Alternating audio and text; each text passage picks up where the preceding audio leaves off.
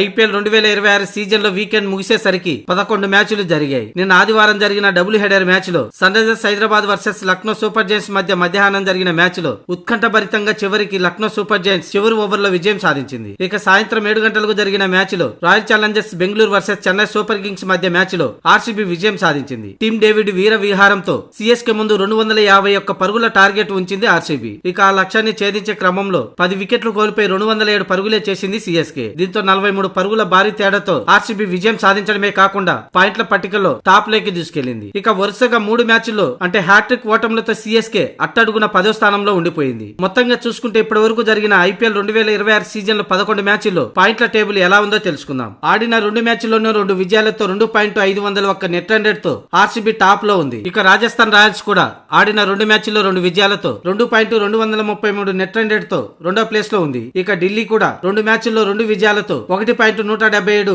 Net run rate తో 3వ స్థానంలో ఉండగా పంజాబ్ కింగ్స్ ఆడిన 2 మ్యాచ్ల్లో 2 విజయాలతో 0.637 నెట్ రన్ రేట్ తో 4వ స్థానంలో ఉంది. ఈ 4 టీంలు కూడా తలా 2 మ్యాచ్లు ఆడితే 2 మ్యాచ్ల్లో విజయం సాధించిన నెట్ రన్ రేట్ పరంగా ఆర్సీబీ టాప్ లో ఉంది. ఇక ఆ తర్వాత 3 మ్యాచ్ల్లో 1 విజయంతో సన్ రైజర్స్ హైదరాబాద్ 5వ స్థానంలో ఉంది. ముంబై 2 మ్యాచ్ల్లో 1 విజయంతో మైనస్ నెట్ రన్ రేట్ కారణంగా 6వ స్థానంలో ఉంది. ఇక లక్నో సూపర్ జైంట్స్ 2 మ్యాచ్ల్లో 1 మ్యాచ్ విజయంతో 7వ స్థానంలో ఉంటే ఆ తర్వాత Gujarat Titans, Kolkata night riders, Chennai super Kings చిట్ట చివరి 3 స్థానాల్లో నిలిచాయి. ముఖ్యంగా చెన్నై సూపర్ కింగ్స్ ఆడిన 3 మ్యాచ్ల్లో 3 ఓటములతో 10వ స్థానంలో నిలిచింది.